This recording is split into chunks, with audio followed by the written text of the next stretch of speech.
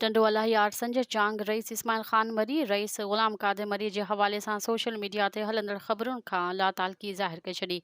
Rice Ismail Khan मरी के चवण मुताबिक़ रईस ग़ुलाम क़ादिर मरी के हवाले से हलंदड़ सोशल मीडिया ते ख़बरुनि जो रईस ग़ुलाम क़ादिर मरी से को भी ताल्लुक़ न आहे। ही सिर्फ़ रईस ग़ुलाम क़ादिर मरी की साख ख़राब करण की साज़िश है।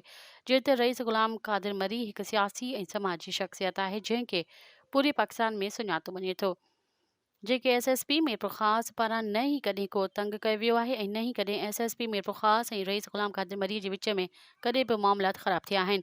उहे कुछ शरपसंद अनासर पंहिंजो फेक IDs तां SSP मीरपुर ख़ास ऐं रईस ग़ुलाम क़ादिर मरी जूं सोशल मीडिया ते ख़बरूं हलाए किरदार कशी करणु चाहिनि था।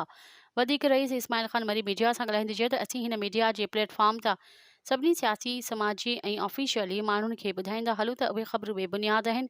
उन्हनि सोशल मीडिया ते हलंदड़ ख़बरुनि ते को बि गौर न कयो वञे। उन्हनि ख़बरुनि जो ताल्लुक़ रईस ग़ुलाम क़ादिर मरी सां न आहे।